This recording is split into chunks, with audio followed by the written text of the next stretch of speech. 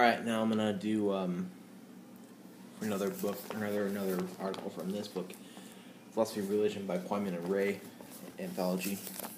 What I'm gonna do now is an article by William Rowe, but it's reprinted from American Philosophical Quarterly. The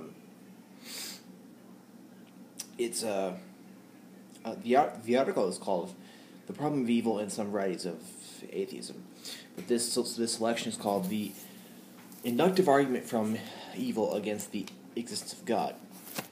Okay, here I'm gonna from this I'm gonna do a video after this that is pretty much stating my whole stance on this.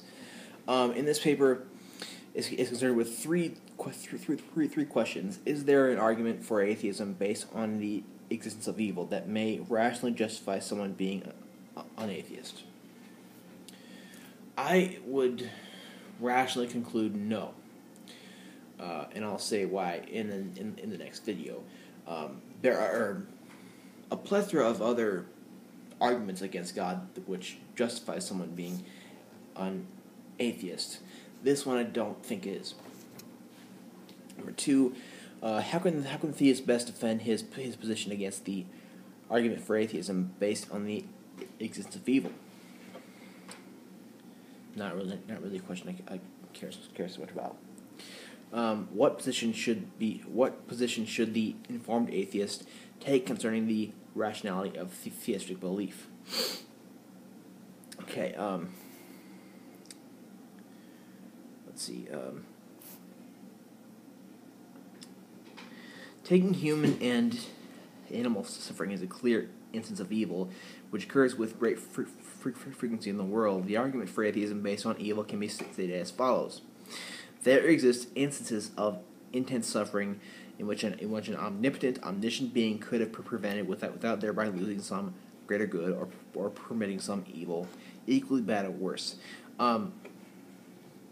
This is saying that there are times of intense evil or intense suffering in which a theistic God could properly eliminate, if you use the word from Plantinga. Plantinga's video I did just behind this one. Two, an omniscient, wholly good being would prevent the occurrence of any intense suffering. It could, unless it could not do so, without thereby losing some greater good or permitting some evil equally bad or worse. The first premise, first of all, I would say is false. The second one, this one I just read, is necessarily true, I would say. An omniscient, wholly good being would prevent the occurrence of any intense suffering. It could, unless it could not do so, without thereby losing some greater good, or permitting some evil, bad or worse. And finally, there does not exist an omnipotent, omniscient, wholly good being. Because of the first premise, I would say that the conclusion is false.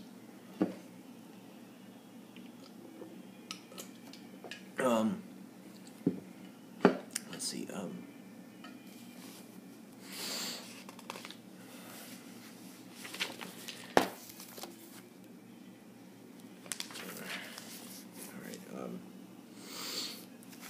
What he kind of does here is he gives a friendly atheism. A friendly atheism is basically saying that I'm an atheist, but I think that a theistic belief is rational. That's basically what a friendly atheist is. And he does this by way of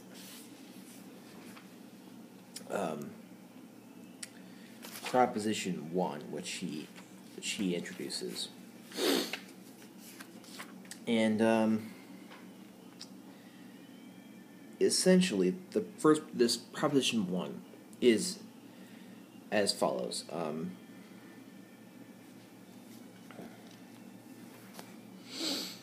Let's see. The negation of this is as follows.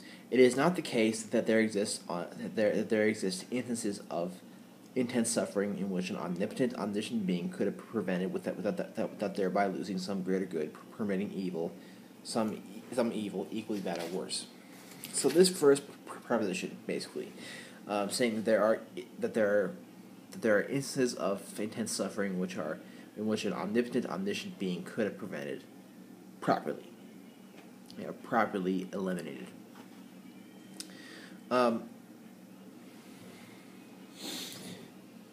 The whole way where this whole thing centered around is this one proposition. And essentially, I'm going to give you an example that is from Rowe.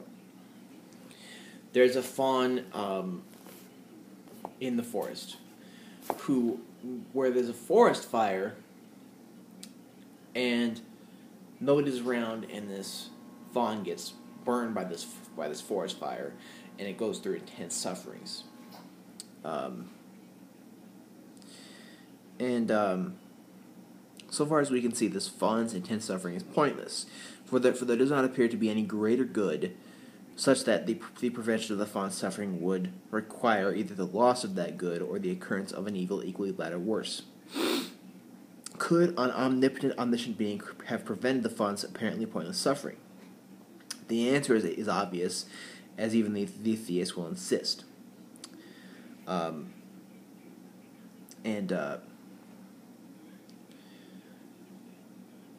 he's saying that this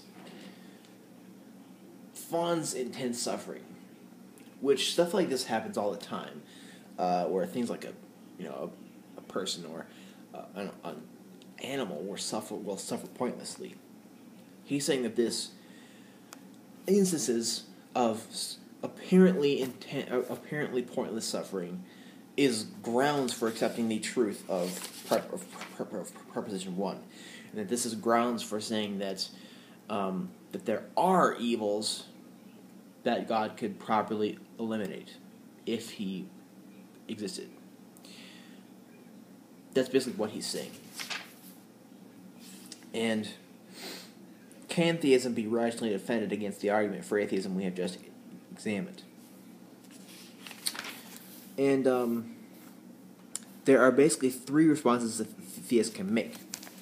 First, he might argue that one is false or probably false, but only that the reasoning is given in support of it is in some way defective. Second, aimed at showing that it's reasonable to believe that one is false. Then he gives a direct and indirect attack. Okay, so basically what he argues for is he kind of gives a really good point, though. Rowe does, by saying that this fawn suffered pointlessly, and that is grounds for saying that one is true. And another good argument is as follows: there exists an omnipotent, omniscient, holy good being, and to an omniscient, holy good being would prevent the occurrence of any intense suffering it could, unless it could not do so without thereby losing some greater good or permitting some evil equally bad or worse. And then not one. It is not the case that there exists any instances of intense suffering which an omnipotent, omniscient being could have prevented without thereby losing some greater good or permitting some evil equally bad or worse. So, I'm just trying to say that this whole thing about the problem of evil is surrounded around this one Proposition 1. And that is the question of, are there evils that God could properly eliminate? Now, proper elimination is something that was from Plantinga in the last video I did. For a God to properly eliminate evil, a certain evil, is to do so by way that he knows about it and can eliminate it, and that he can do so without preventing greater good and without permitting greater evil, equally greater, equally bad evil or worse. And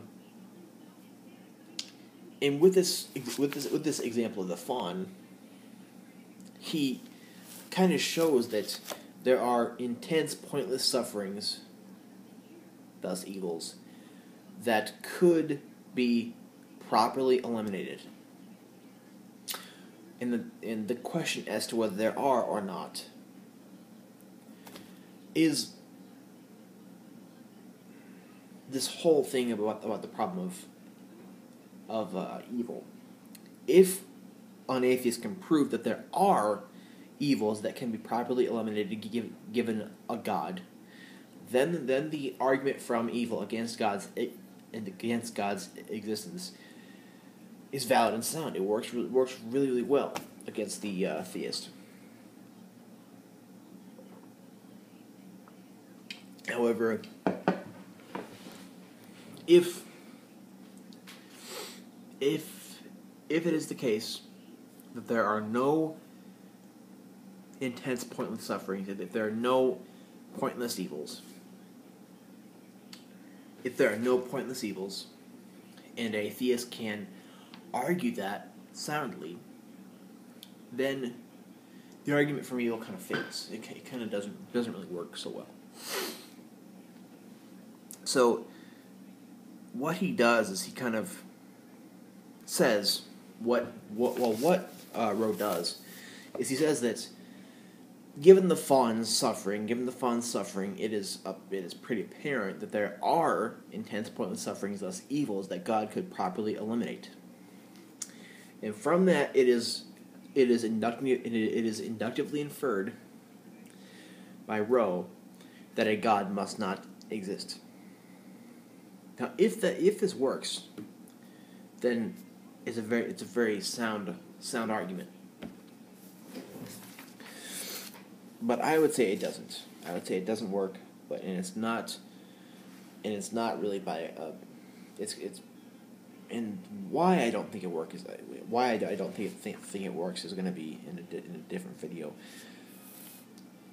But that is what the whole problem of evil boils down to.